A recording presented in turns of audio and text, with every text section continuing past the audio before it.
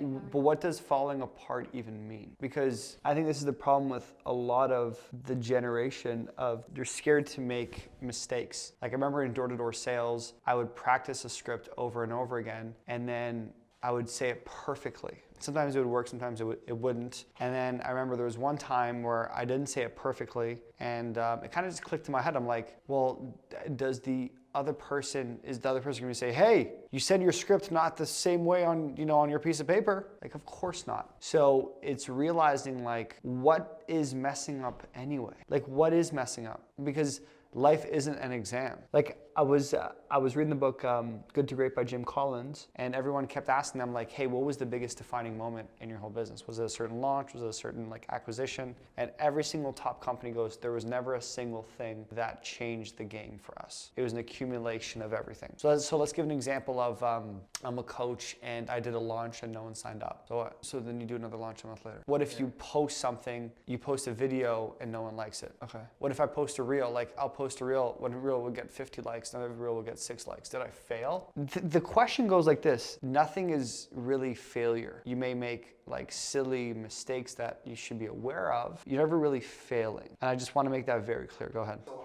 how would you bounce back from the feeling of defeat?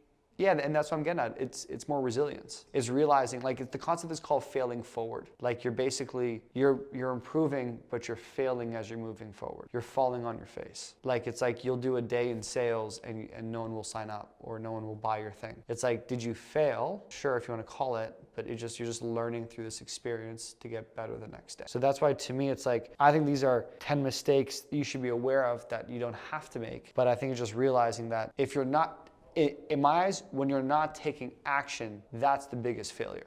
That's the biggest mistake. I think it's creating a life of constantly taking action, right? Like for me, it's like, what do we label the stay as? A mistake or a win, or a failure as a win? I don't know. It doesn't matter, It's again, if you're in school, everything is about, I have to hit this GPA, I have to make sure I don't fail my exam. Life doesn't work like that. You can go bankrupt and figure your shit out again. You could lose, get married, have a divorce, and get married again. I know, obviously, I'm Italian, so that's a whole different conversation. But my point is that I think like we are put into this box, and that's a whole different conversation, of failing is bad. You know how many coaches I talk to all day long? They're like, I'm still writing my ebook. Bro, it's been a year and a half. What do you mean? Oh, I'm still preparing everything. It's like the example of this, right? Life is like building a business plan. You build this perfect business plan. You spend 6 to 8 months building it. And then guess what happens? You go into the marketplace and you get punched in the face. We have this perfect agency. It's gonna be fantastic. We're gonna make 12 reels for this person. And then they're gonna sign up and pay us every single month after, and then they ghost you, right? We're gonna get this perfect client. There's a business owner. We're gonna have a weekly meetup with them. We're gonna take pictures, do all this stuff. We're about to throw in the towel. And then we show up to a networking event. We meet this good-looking guy named Daniel. That's what I'm saying. So what is failure? Failing is having that experience and then not go to the networking event. And I think if you want to get into like a depth, like a deep level around God, I think God sets things up for you on purpose. Again, whatever your definition would be, whether it's God or the universe or whatever the case is. But I think things are, the way you look at your life, I think things are set up a certain way. And I think you just have to realize that. And so I think that is the foundation initially. I think that's why, like, for me, I came into this coaching space and I figured it out because most people didn't see results right away, or they felt failure, or people weren't showing interest and they kind of threw in the towel and they went back to their job. Whereas for me, I knew that if I just kept having vision and faith and keep showing up, then sooner or later things will start to work itself out. So I think with these 10 mistakes, I think they are things to be aware of and blocks that people hit. But I think the overall framework is just realizing that you need to have patience, you need to realize you're going to be making a lot of mistakes and failing a lot, but through that you'll get better and better and better and better and better. What do you have to say to people that fear failure? I think it stems from a lot of stuff, bro. I think it stems from like parents they have a high expectation for you, disappointing people, you don't want to let people down, you don't want to feel embarrassed. I think the pressure of society is real. I think it's embedded in us biologically. That's why you know what the number one fear is in the world, right? Public speaking. People would rather be burnt alive. I think they did the thing, right? You know what the second biggest fear in people's lives? Being burnt alive. So like public speaking is a bigger fear than being burnt alive. Right?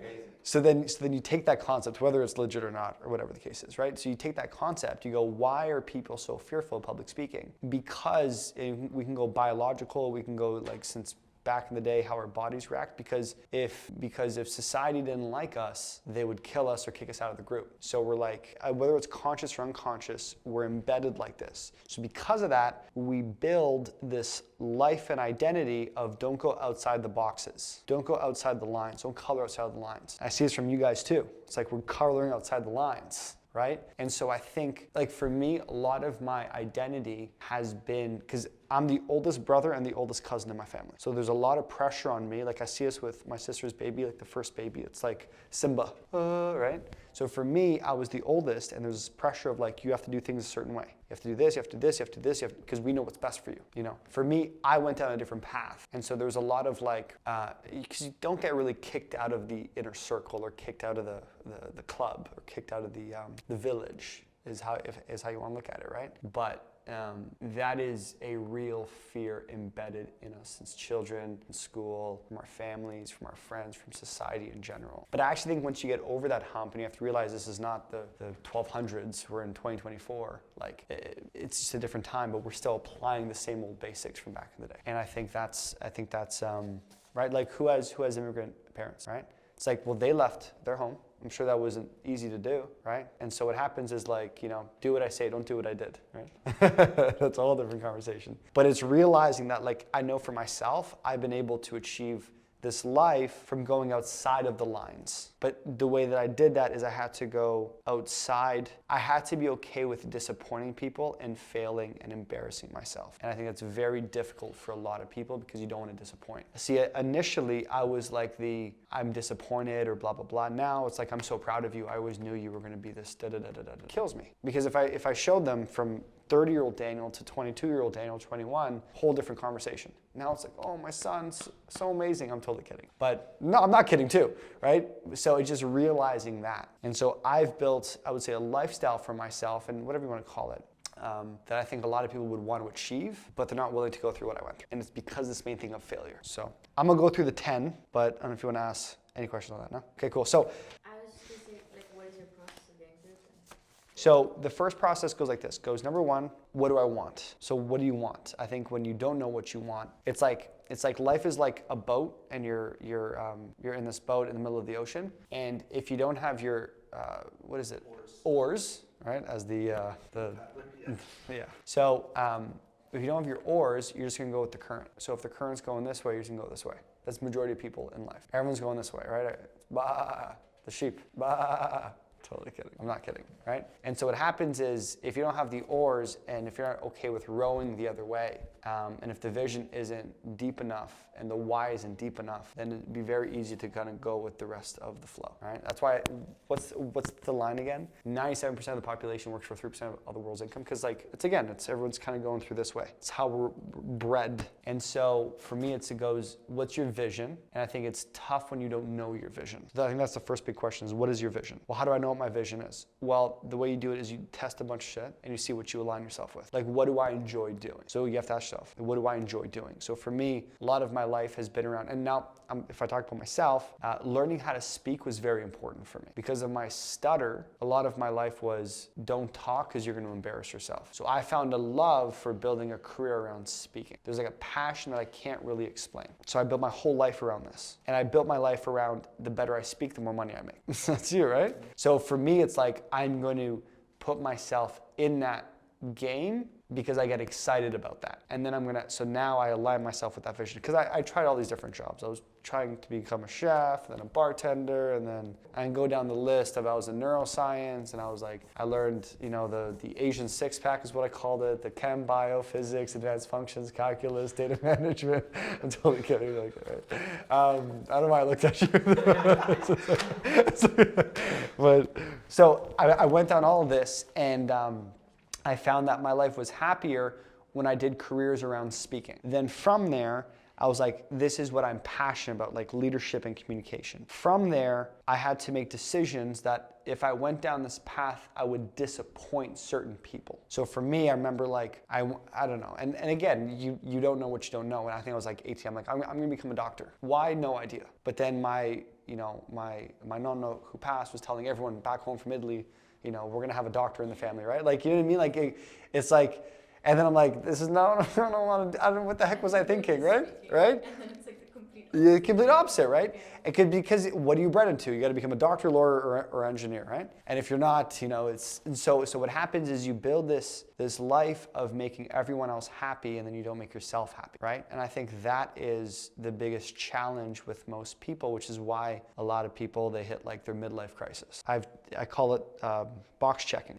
Got the degree, you got the job, you got the partner, you got the kids, you got the house, and they're like, what the heck's going on with my life? Because you checked off a lot of these boxes, you made all these people happy, and then you're like, this is not what I want in life. And guess what happens as you get older? Do you think you care more or you care less the older you get? You care less. And so when you're at a young age, you care what everyone thinks. Talk to someone in their 70s, I couldn't care less what they think of me. It's literally it.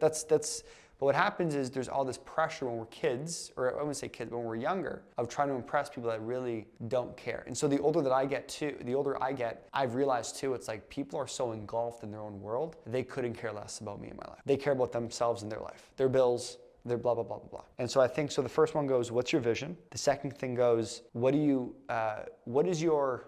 passionate about? Like, what can you do for a long time? Where do you, have you ever seen a movie? What's that movie? That Disney movie where like Soul? Have you ever seen that movie Soul? Yeah. Where they find their soul, like they find their like ball, which is like their what is it again? Oh, yeah, like Coco Loco? No, that's Coco. Coco. Yeah. Soul is like they're finding their purpose, right? So it's like once you find your purpose of like, and when you know you're in your purpose when you're in like deep work mode, where it's just like time just kind of flies. Like I can see him doing editing and like doing editing for 10, 12 hours, just like happy, just like, right? That's most of my days. Yeah. Right? Yeah. So it's knowing it, but if he loves communicating, we should find a balance of both of that. And so for me, it's that. And then it's also then realizing that if I go down this road, I'm going to disappoint the people around me. And I have to be okay with that temporarily. Because it's at some level what I've realized, again, I'm a decade older than everyone, is, which is crazy, right? Yeah. Fucking crazy. Bro, I'm 31 in 6 days. Oh, happy birthday in advance. Yeah, sure, thanks. What? What? Everyone of you, happy birthday to you. Yeah, happy birthday, right? What I've realized is, it's funny because a lot of I'm the oldest cousin, so a lot of my cousins are like 20, 21, 22, 19, and it's funny because everyone, I see all the pressure. You just get older and you realize like no one really cares. It matters a lot for right now. Maybe your mom and dad cares, but why do they care so much? What? There's a whole, yeah, exactly. So they're living through you? That sounds really healthy.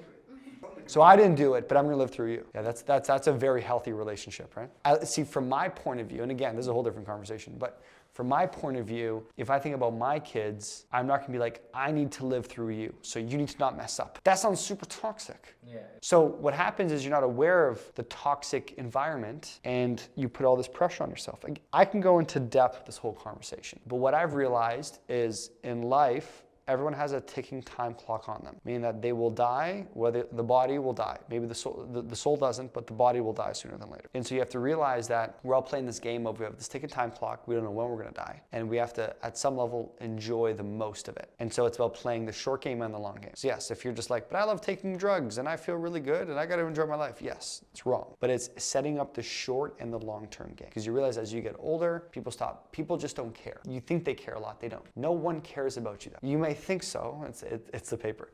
You may think so, but no one does. And so you're gonna have pressure from your parents. But as you get older, again, I'm in my 30s, right? So the difference now that I'm seeing is people are now having kids and they're having, I can't afford a house and we have to plan a wedding and it's super expensive. It's like, and I got my careers. It's like, you get older, like no one cares. High school ends, right? And so for me, I think it's just, once you let go of the thing of like, I'm gonna do what I want and I don't care. I'm not gonna be rude or disrespectful, but this is the vision I have right now. Then it goes even deeper into like, I'm only gonna surround myself with people that support my vision. I'm gonna spend less time. This is the last final thing. Once I have my vision and I align with what I want, is what I'm passionate about, and I'm okay with letting some people down, I'm only gonna spend time with people that align with my vision. Because if you spend time with people that don't align with your vision, that's where misery will kick in. You become very, very, very miserable. And so I guess the final piece is, are you spending time with people that bring you up or bring you down? And then as you get older, you realize realize you're like, dude, you're just wasting my time. So I don't even spend, like,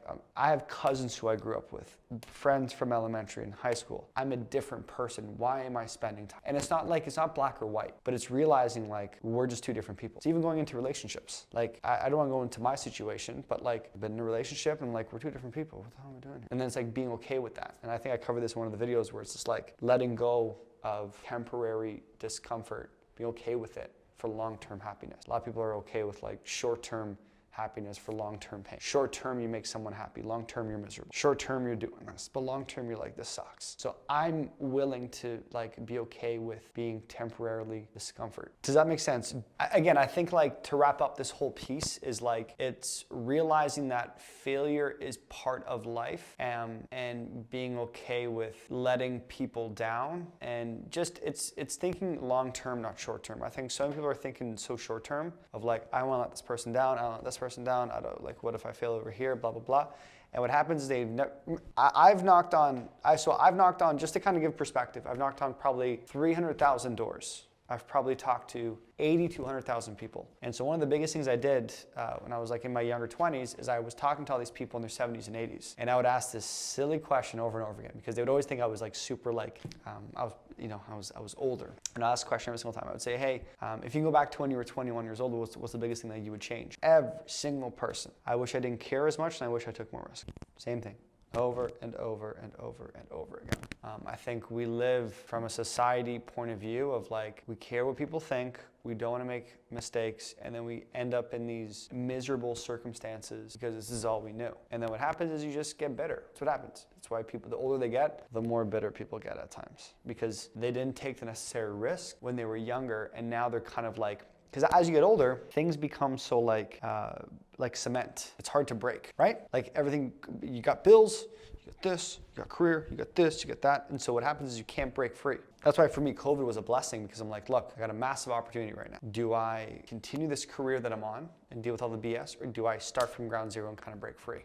What happens is it's too late at that time. And so I think, I don't know where you're currently at, and it doesn't matter if you're in your 20s, your 30s, your 40s, your 50s. I think it's just realizing that in life, it's about taking risk, being okay with letting people down, and just realizing that if you try and make everyone else happy, you will not make yourself happy. Because what happens is you have this empty cup that you're just trying to give to everyone else, and you haven't even filled up your own cup. And so for me, I would say that the reason why I'm the happiest, am I the most successful person in the world? Of course not. Do I have everything figured out? Of course not. But what I can say, pretty happy. And I deal with BS. But I would like to say that I have never been happy as I have in my life until like currently. Because my life is on my term, not someone else's term. And for a lot of my life, it's always about making other people happy. And I think once you get over that hump, I think you realize how beautiful and grateful that, or not grateful, but how much gratitude you have for your life and others around you. So anyway, that's my 2 cents. Be okay with failure, be okay with embarrassing yourself, be okay with letting people down. Get clear on your vision, and just realize that you're gonna make a lot of mistakes in between, but at least you're moving in the direction that you want to go down, rather than, I see this with a lot of people. It's like they get themselves a career that they think that they had to get because that's all they knew, and then they're just like, this is crap. And I'm talking about doctors, lawyers, what they thought they had to do. When they got there, they're like, this sucks. What? Right? And so you're like, well, then how do I figure it out then? That's why you network, and I'll be talking about this in a next video. That's why you network. That's why you get to know people. Like, for example, let's say you want to become a doctor. Go interview 15 doctors. Let's say you want to become a lawyer. Go interview 12 to 15 lawyers. If you haven't done that, I would question you going down this path.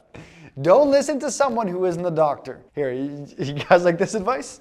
If you want to become a doctor, and again, you're like, but you're not a doctor. I get that. If you haven't interviewed let's go 10 different doctors, 40s, 50s, 60s, and you ask them, would you recommend this to everyone around you to become a doctor? You go with you want. Lawyers, same thing. I think any career. I think if you haven't done this is actually a major key right here. The reason why I'm talking this, I have a bunch of people in the room who are in their early 20s. And so I would ask that if you're going to go down this path, have you interviewed people who are been down that path? At least 20, 30 years. If you haven't, then what happens is you're shooting in the dark. If you're like, but my parents think this is what I should do. Are your parents this exact role in this exact place? If the answer is no, then I wouldn't take that person's advice. That's my 2 cents. Be okay with failure, be okay with embarrassing yourself, and just realize you're never gonna have everything perfect. We gotta keep showing up. Peace.